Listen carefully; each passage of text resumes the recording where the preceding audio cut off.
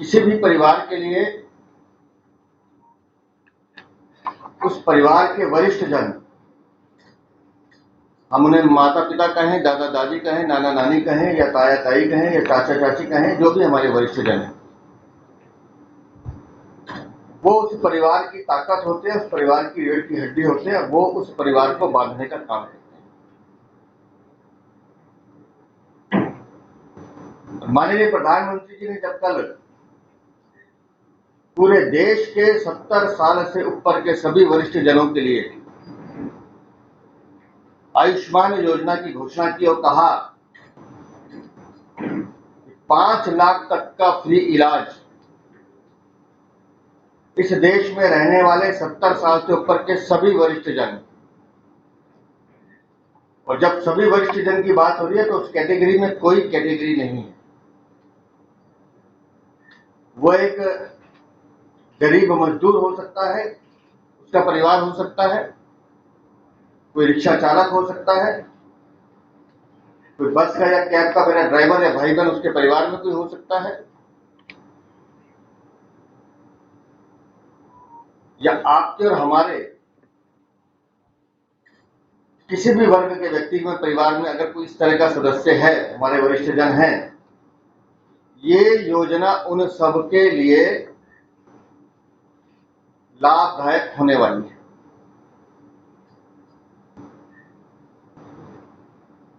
उनतीस अक्टूबर 2024 को जब माननीय प्रधानमंत्री जी ने ये घोषणा लागू की, लेकिन जब माननीय प्रधानमंत्री जी योजना की बात कर रहे थे तो उन्होंने अपने मन की वेदना भी हम सबके सामने रखी कि हमारे दिल्ली के बड़े बुजुर्ग हैं, माता पिता हैं, वरिष्ठ जन हैं, वो इस योजना का लाभ नहीं ले पाएंगे। क्यों? क्योंकि दिल्ली में एक ऐसी सरकार बैठी है जो नहीं चाहती कि बड़े बुजुर्गों का इलाज फ्री में हो पाए। हम सब जानते हैं कि बड़े बुजुर्ग घर में जब होते हैं, कई बार वो अपनी छोटी छोटी जरूरतों के लिए संकोच करते हैं,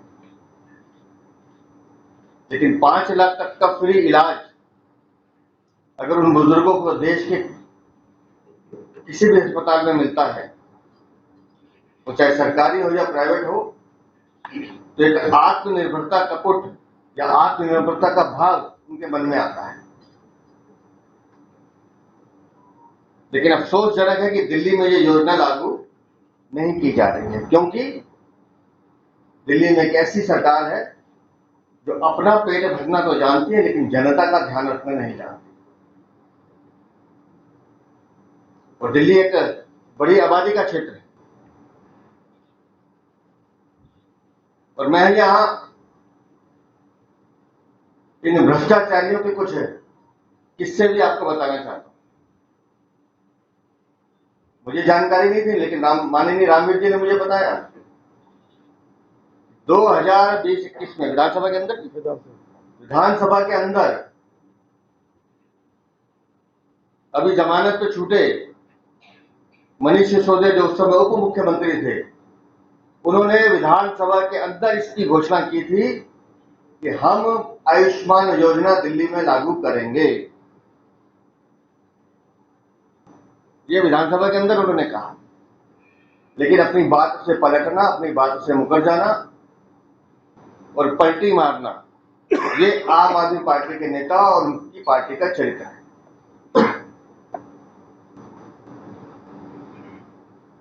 और माननीय प्रधानमंत्री जी की वेदना इसलिए थी कि चाहकर भी वो अपने उन बुजुर्गों की सेवा नहीं कर पा रहे दिल्ली में। बाकी सब राज्यों में होगी, पश्चिम बंगाल और दिल्ली अपवाद है।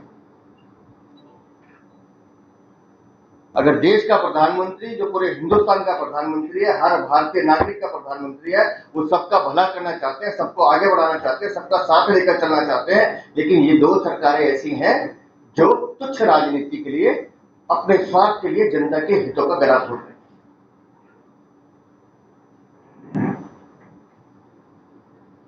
और जिस स्वास्थ्य मॉडल की बात अरविंद केजरीवाल कर रहे हैं,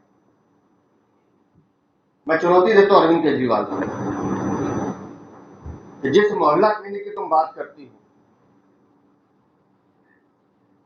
जिस मोहल्ला क्लिनिक के तुम दावे करते हो 500, अगर आज भी तुम 500 गिनवा दोगे तो तुम जो कहोगे हम हारने को तैयार। 500 मोहल्ला क्लिनिक की बात करते हैं, 300 से ज्यादा वर्किंग में नहीं है, अस्तबल बना के रखे हुए हैं। और वो टेस्ट रिपोर्ट अरविंद केजरीवाल,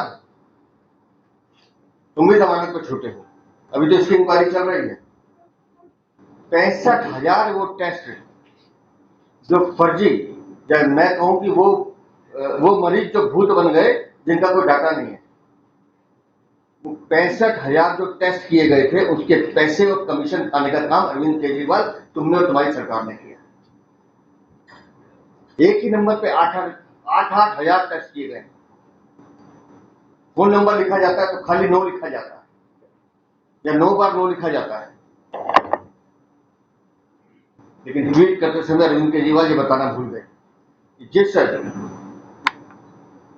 स्वास्थ्य क्रांति की तुम बात कर रहे हो, तुम्हारे सरकारी अस्पतालों में नकली दवाइयां बांटी जाती हैं, ये बात ऑन रिकॉर्ड है, उसकी भी इंक्वायरी चल रही है, पकड़ा गया है। ये है तुम्हारा स्वास्थ्य मॉडल। प्राइवेट लैब को फायदा पहुंचाने के लिए, उनसे कमीशन खाने के लिए, उनसे चोरी करने के लिए तुम लोगों ने मोहल्ला क्लिनिक का मॉडल शुरू किया। कहां है वो 65,000 भूत जिनका तुमने टेस्ट किया है? एक शब्द नहीं बोलेंगे उसमें। और जो जानकारी हमारे पास है, 40% से ज्यादा मोहल्ला क्लिनिक ऐसी है जहां दवाइयां नहीं है। तो जो दवाइयां मिलती है वो ऐसी जो आप और हम अपनी जेब में लेके घूमते हैं, सर दर्द, जुकाम। मैं आज दावे के साथ जहां बैठ के कह रहा हूं, दिल्ली में डेंगू की हालत खराब है।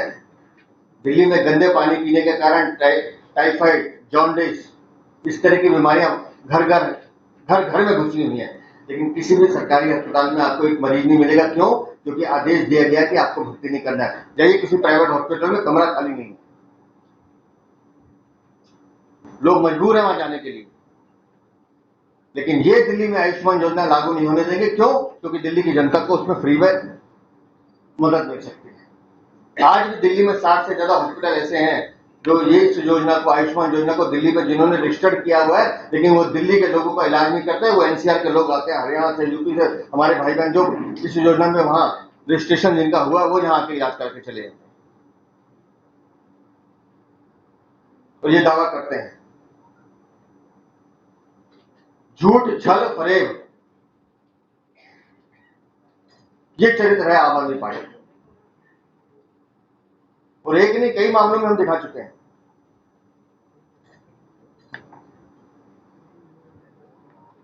क्योंकि दिल्ली के हमारे वरिष्ठ जन, हमारे नागरिक, ये उनके जीवन, उनके स्वास्थ्य से जुड़ा हुआ मुद्दा है। तो कल जब माननीय प्रधानमंत्री जी अपनी वेदना व्यक्त कर रहे थे, उसी समय हमारे सभी सांसदों ने एक निर्णय लिया, जोनी साजिश के खिलाफ जो वो हमारे वरिष्ठ जन, हमारे सीनियर सिटीजन्स, उनका जो वो हक छीनने की कोशिश कर रहे हैं, उसके खिलाफ हमारे सभी सांसदों ने हाई कोर्ट में एक रिट याचिका दायर कर दी। हम इस निर्णय के खिलाफ कोर्ट जाएंगे और दिल्ली के अपने वरिष्ठ जनों को या दिल्ली के आम नागरिकों को आयुष्मान योजना का लाभ कैसे मिले, इसकी लड़ाई अब हम कानूनी तौर से लड़ेंगे। क्योंकि इसमें कुछ कानूनी पेच भी हैं।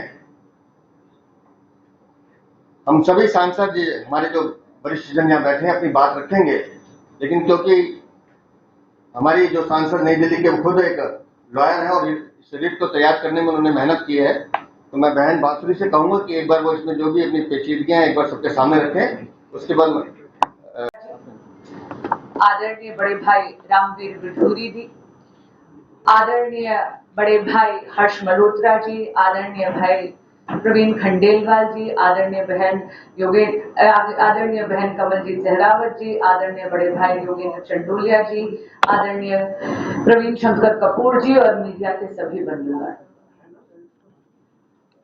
कल धन त्रयोदशी के शुभ अवसर पर आदरणीय प्रधानमंत्री श्री नरेंद्र मोदी जी ने देश के बड़े बुजुर्गों को एक बहुत ही अनोखी और बहुत ही ऐतिहासिक भेंट दी, और वो है कि देश के सभी नागरिक जो 70 बरस से बड़ी उम्र के हैं, वे सब इररिस्पेक्टिव ऑफ देयर इनकम, यानी आय के हिसाब से नहीं, फर्क नहीं पड़ता कि वो निचले वर्ग से हैं कि उनकी आर्थिक स्थिति ठीक है या वो मध्यम वर्गीय परिवार से, सबको आयुष्मान भारत योजना में लाभार्थी बनाया जाएगा।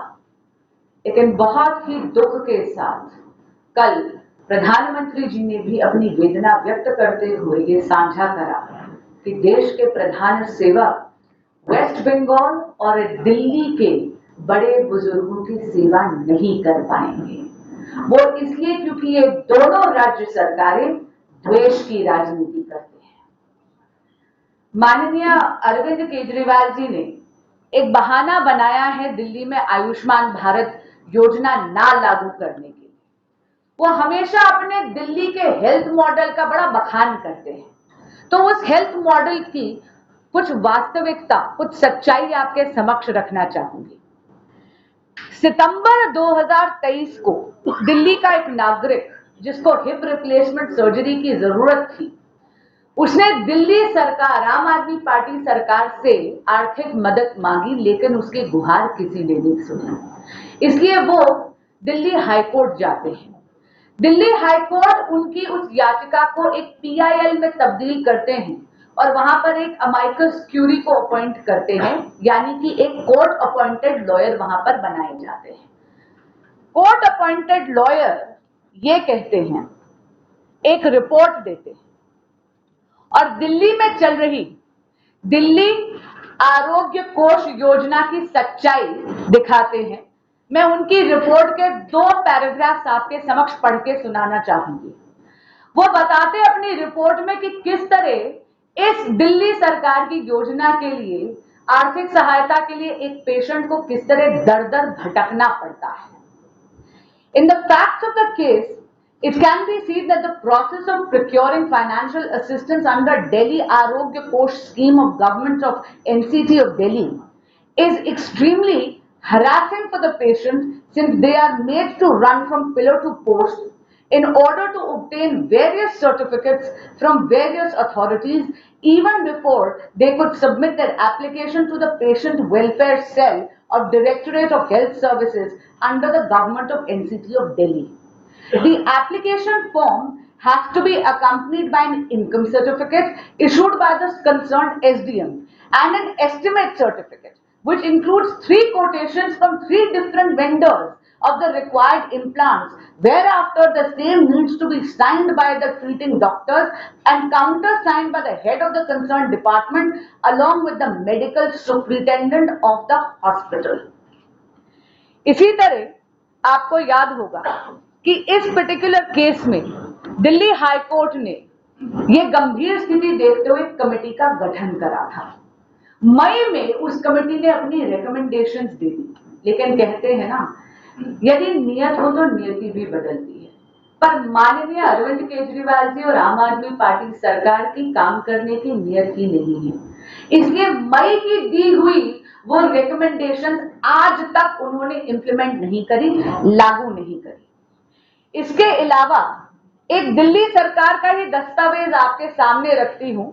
यह है इकोनॉमिक सर्वे ऑफ दिल्ली 2023-2024।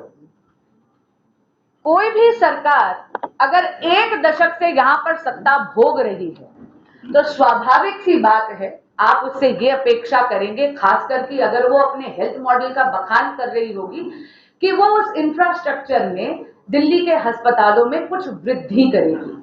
लेकिन दिल्ली में 1 दशक से एक नया अस्पताल अरविंद केजरीवाल जी की सरकार ने खोला नहीं। यहां पर हेल्थ इंफ्रास्ट्रक्चर की वृद्धि तो छोड़िए, यहां पर तो घटौती हुई है। एक पन्ना आपको पढ़कर सुनाना चाहूंगी इस इकोनॉमिक सर्वे का। दिल्ली में अस्पताल 2015-16 में 94 थे, 2022-23 में 92 है, यानी घट गई संख्या। मैटरनिटी होम्स जहां पर 265 थे 2015-16 में, वो घटकर 2022-23 में मात्र 124 रह गए हैं। नर्सिंग होम्स जहां पे 1057 थे 2015-16 में, वहां घटकर 2022-23 में मात्र 1040 रह गए हैं। यानी अस्पताल घटे, मैटरनिटी होम्स घटे और नर्सिंग होम्स घटे। इसके अलावा यही रिपोर्ट याद करिएगा, ये दिल्ली गवर्नमेंट का दस्तावेज है। ये दस्तावेज ये भी दिखाता है कि बेड्स अवेलेबल और जनसंख्या जो है इसकी रेशो क्या है। Beds in medical institutions and bed population ratio in Delhi from 2015 to 16 to 2022 to 23, 2015-16 में 2.73 थी ये रेशो, ये घटकर 2022-23 में 2.70 आ गई। अब हम बात करते हैं मोहल्ला क्लिनिक्स। उसका बखान तो अरविंद केजरीवाल हर बात करते हैं। सबसे पहले तो मोहल्ला क्लिनिक्स गंभीर रोगों के लिए नहीं है, एक बैंडेड लगा के। बहुत वरिष्ठ नेता आदरणीय रामवीर जी, बहन बांसुरी जी, योगेंद्र चांदोलिया जी, परवीन खंडेलवाल जी, कमलजीत सहरावत जी, हमारे दिल्ली भाजपा की मीडिया प्रमुख प्रवीण कपूर भाई साहब, उपस्थित सभी मीडिया के भाइयों बहनों, आप सबको दीपावली की बहुत बहुत शुभकामनाएं। आज शुभ दिन पर भी बहुत दुख के साथ ये कहना पड़ रहा है कि पूरे देश में प्रधानमंत्री जी की बहुत महत्वाकांक्षी योजना देश की जनता के लिए आयुष्मान भारत योजना, जिसमें पूरे देश के 50 करोड़ से ज्यादा लोगों ने अपना रजिस्ट्रेशन कराया है और आज तक 6.5 करोड़ से ज्यादा लोग आयुष्मान भारत योजना से प्रतिवर्ष जो 5 लाख रुपए तक का स्वास्थ्य बीमा परिवार में किसी एक व्यक्ति को मिलता है, उसका लाभ ले चुके हैं। दुर्भाग्य की बात यह है कि दिल्ली के अंदर जो ये अराजक सरकार अरविंद केजरीवाल साहब की, जो आज भी है, क्योंकि आतिशी जी तो उनकी खड़ाऊ मुख्यमंत्री है, उन्हीं के कहने पर चलती है, और अरविंद केजरीवाल जी ने, क्योंकि उन्हें भाजपा वालों से दुश्मनी है, वो दुश्मनी इस हद तक हो गई कि अब वो दिल्ली वालों के साथ दुश्मनी निकाल रहे हैं। एक तरफ उनके उप मुख्यमंत्री खुद कहते हैं विधानसभा में कि आयुष्मान भारत योजना लागू करेंगे, क्योंकि उस समय दिल्ली की जनता का प्रेशर था, और दूसरी तरफ आज वो आयुष्मान भारत योजना में कमियां निकालते हैं, झूठी बात करते हैं, पूरे देश की जनता को गुमराह करने का काम करते हैं। अगर दिल्ली में आयुष्मान भारत योजना लागू हुई होती तो इलाज ना होने के कारण जो हजारों लोग कोविड के समय चले गए अपने परिवारजनों को छोड़कर, शायद वो ना जाते। अरविंद केजरीवाल ने दिल्ली की जनता के साथ दुश्मनी निकाली है। केवल देश में सभी प्रदेशों में आयुष्मान भारत योजना लागू है, सभी सरकारों ने लागू करी है, एक पश्चिम बंगाल और दिल्ली लागू नहीं करती है। इस बार तो प्रधानमंत्री जी ने जो 70 वर्ष से ऊपर के बहन भाई हैं, माता पिता हैं, बुजुर्ग हैं, उनके लिए ये योजना irrespective of their economic affiliations सबके लिए लागू कर दी है। कल आदरणीय प्रधानमंत्री जी के मन में भी बहुत परेशानी थी कि वो दिल्ली की जनता को इस योजना का लाभ केजरीवाल के कारण नहीं दे पा रहे। केजरीवाल साहब को अन्य प्रदेशों की तरह इसमें अपना 40% कंट्रीब्यूशन देना है, पर उनको लगता है कि ये योजना लागू हो गई, गाजियाबाद, गुड़गांव, एनसीआर के लोग दिल्ली में आकर के इस योजना का लाभ अपने आयुष्मान भारत कार्ड के कारण ले पाते हैं, पर दिल्ली की जनता को ये लाभ नहीं मिलता। केजरीवाल साहब को लगता है कि ये योजना दिल्ली में लागू हो गई तो प्रधानमंत्री जी की और एनडीए की सरकार की, बीजेपी की सरकार की वाहवाही होगी। मैं आपके माध्यम से जो दिल्ली की सरकार इस समय पिछले 10 सालों में चरमराई हुई है, पूरी तरह से अव्यवस्थित है, आपके माध्यम से केजरीवाल साहब से निवेदन करता हूं कि अब तो हमें भी कोर्ट जाना पड़ गया। इस कारण से कोर्ट के निर्णय से पहले अपनी लाज बचाते हुए दिल्ली की जनता को दिवाली का ये तोहफा दे, जैसे प्रधानमंत्री जी ने दिया है कि आयुष्मान भारत योजना दिल्ली में भी लागू करे ताकि दिल्ली की जनता को इसका लाभ मिल सके। बहुत बहुत धन्यवाद। जनता पार्टी के यशस्वी अध्यक्ष आदरणीय श्री वीरेंद्र सचदेवा जी, भारत सरकार में मंत्री आदरणीय श्री हर्ष मल्होत्रा जी, आदरणीय बहन बांसुरी स्वराज जी, आदरणीय श्री योगेंद्र चंदोलिया जी, आदरणीय बहन कमलजीत शेरावत जी, आदरणीय परवीन खंडेलवाल जी, मीडिया के प्रमुख आदरणीय परवीन शंकर कपूर जी, मीडिया के सभी सम्मानित साथियों, आप सभी को नमस्कार। दीपावली की बहुत बहुत बधाई। मैं 1 मिनट में ही अपनी बात को समाप्त करूंगा, क्योंकि आदरणीय अध्यक्ष जी ने, हर्ष जी ने और बांसुरी जी ने सारी बातें विस्तार से आपको बताई हैं। कल आदरणीय प्रधानमंत्री जी मेरी पार्लियामेंट कॉन्स्टिट्यूंसी में गए थे और उन्होंने जिन वरिष्ठ नागरिकों की उम्र 70 या 70 साल से ज्यादा है, वहीं से उस योजना को लागू किया।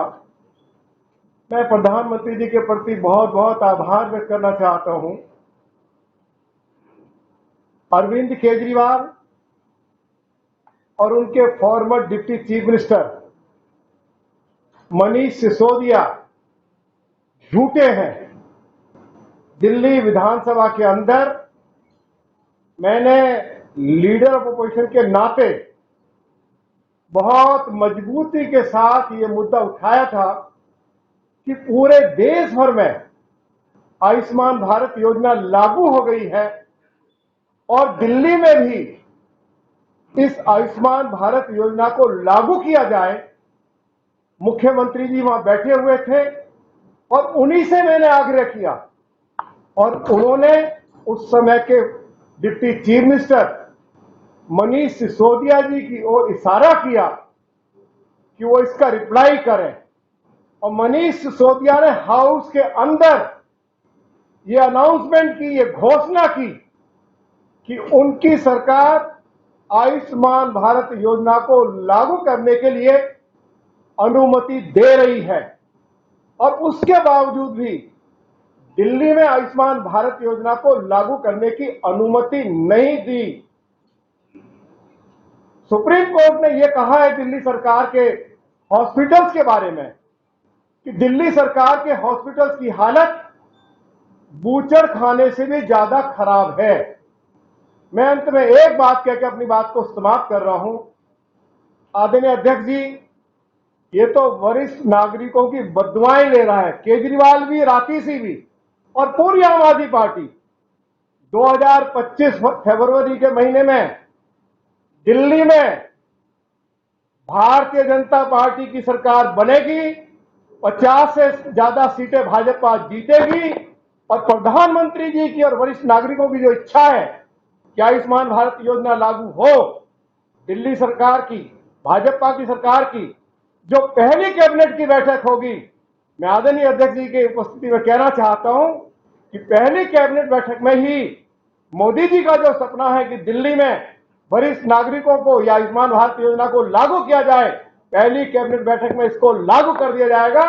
मैं आज अरविंद केजरीवाल उनकी पार्टी को बहुत विश्वास के साथ ये बात कहना चाहता हूं। बहुत बहुत धन्यवाद। तो आपने सुनी है हमारे बहुत ही वरिष्ठ नेता रामदेव बिधूड़ी जी, कमलजीत शेरावत जी, हमारे परवीन खंडेलवाल जी, हमारे मीडिया प्रमुख श्री रविशंकर कपूर जी, विक्रम मित्तल जी, पत्रकार बंधुओं, बड़े विस्तार से चर्चा हो चुकी है दिल्ली के मोहल्ला क्लिनिक बता रहे हैं कि अरविंद केजरीवाल का हेल्थ मॉडल क्या है। मैं जिस लोकसभा क्षेत्र से आता हूं उसमें 4 सरकारी अस्पताल हैं। पिछले 2 वर्ष से 2 एमएस वहां पर नहीं है और बगैर एमएस के अस्पतालों की हालत क्या है। वहां पर बेड नहीं है, केवल कोई पेशेंट जाता है तो उसको रिकमेंड करने के अलावा दूसरा काम नहीं है। मैं ये कहना चाहता हूं कि दिल्ली के अंदर पिछले 10 साल से जो दिल्ली का हेल्थ मॉडल जो फेल हुआ है उसकी सारी जिम्मेदारी आम आदमी पार्टी की, अरविंद केजरीवाल के वर्तमान में आतिशी की है। आज करोल बाग के अंदर गंगाराम अस्पताल आता है। उस अस्पताल के अंदर दिल्ली में रहने वाला व्यक्ति अपना इसलिए इलाज नहीं करा पाता कि उसके पास आयुष्मान योजना का कार्ड नहीं है। उस अस्पताल के अंदर गाजियाबाद, यूपी से आने वाले लोग, हरियाणा से आने वाले लोग, बिहार से आने वाले लोग अपना आयुष्मान कार्ड लेकर इलाज कराते हैं और वो कहते हैं कि हम करोड़ों रुपए का इलाज करते हैं। मैं उनसे कहना चाहता हूं, आपकी सारी घोषणाएं झूठी फ्रेम है। आपने कहा कि किसी भी एक्सीडेंट वाले व्यक्ति का इलाज कराएंगे। मैं बता दें 1 साल में कितने लोगों का इलाज हुआ और कितनी आपने अस्पतालों में पेमेंट दी। प्राइवेट अस्पतालों में ऐसे केस को लेने से मना कर दिया। आप केवल तुच्छ राजनीति करते हैं, झूठों के सरताज है। दिल्ली को आज दिल्ली देश के प्रधानमंत्री जी ने जिस प्रकार से आयुष्मान योजना 70 वर्ष की आयु वाले लोगों के लिए एक रास्ता खोला है, मैं डिमांड करता हूं अरविंद केजरीवाल सरकार से कि दिल्ली में दिल्ली की जनता से माफी मांगते हुए तुरंत आयुष्मान योजना को लागू करें और अपनी ये जिद को छोड़ें और झूठ बोलने का जो सर्टिफिकेट जो उनको मिला हुआ है वो आईआईटी रुड़की के स्टूडेंट है। मुझे लगता है कि वहां पर इस प्रकार का कोई सर्टिफिकेट होता नहीं होगा कि कौन झूठ बोलने का सर्टिफिकेट है। आयुष्मान योजना को लागू हो और हम कोर्ट में गए सारे। Name Pawan Kumar Bharti, mobile number 080, hospital name Guru Gobind Singh hospital, रघुवीर नगर। हम लोग मैम 50 लोग हैं, सब डायलिसिस पर हैं, सबकी किडनी फेल है और 1 महीने से एक भी इंजेक्शन नहीं मिल रहा है, जिसके कारण हम लोगों की डेथ कभी भी हो सकती है।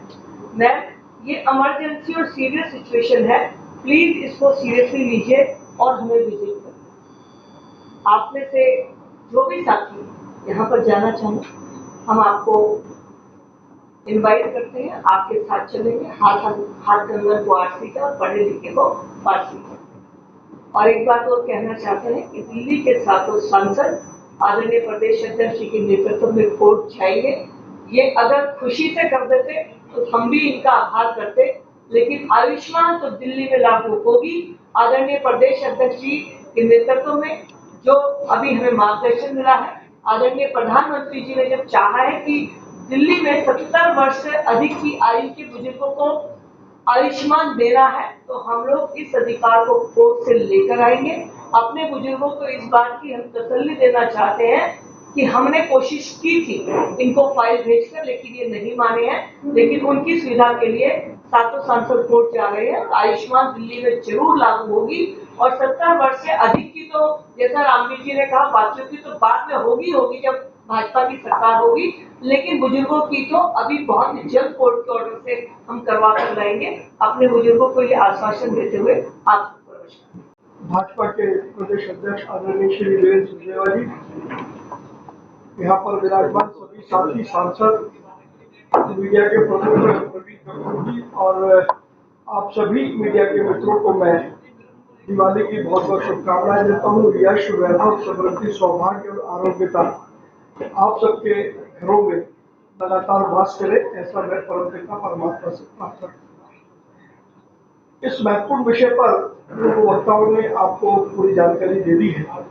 मैं केवल एक मिनट में अपनी बात समाप्त करूंगा कि सवाल ये कि हम सातों सांसदों को कोर्ट में क्यों जाते हैं। एक लंबे समय से ये बात चल रही थी, लगभग 4 महीने अब हम सब सांसदों को हो गए हैं।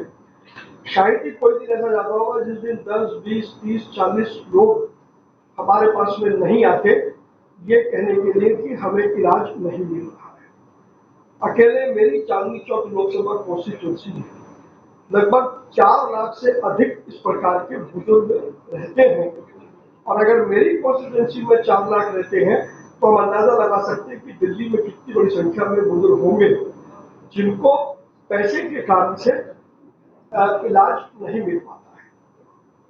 हमने बहुत दिन तक इंतजार किया कि शायद परमात्मा अरविंद केजरीवाल जी को और उनकी सरकार को सद्बुद्धि दे दे और वो राजनीतिक धर्मिता छोड़ करके प्रधानमंत्री नरेंद्र मोदी की इस स्कीम को दिल्ली वासियों के बड़े हित में लागू करते हैं।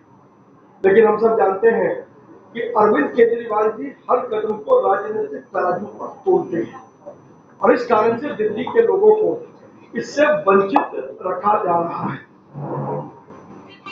अब जब पानी सबसे ऊपर हो गया, हमारे बीच में हमारे साथी सांसद पूर्व अध्यक्ष मनोज तिवारी भी आ गए हैं, हम सब उनका भी स्वागत करते हैं। अब जब पानी सबसे ऊपर हो गया तो हम सब सातों सांसदों ने प्रदेश अध्यक्ष जी से बातचीत की और हमने तय किया कि अब कोई ना कोई निर्णायक कदम उठाया जाना चाहिए। इसलिए हम सातों सांसद इसलिए गए हाईकोर्ट क्योंकि हम सातों दिल्ली के निर्वाचित जनप्रतिनिधि हैं और हमारी जिम्मेदारी दिल्ली के लोगों के प्रति बनती है। इस नाते से हम हाईकोर्ट गए हैं और हमें पूरी उम्मीद है कि कोर्ट से हमें निश्चित रूप से न्याय मिलेगा और हाईकोर्ट इस बात का निर्णय करेगी कि दिल्ली के लोगों को केंद्र सरकार की किसी भी योजना से जो उनके बहद हित में है उससे महरूम नहीं रखा जा सकता है। इस नाते से हम सातों के सातों सांसद गए हैं और मुझे पूरी उम्मीद है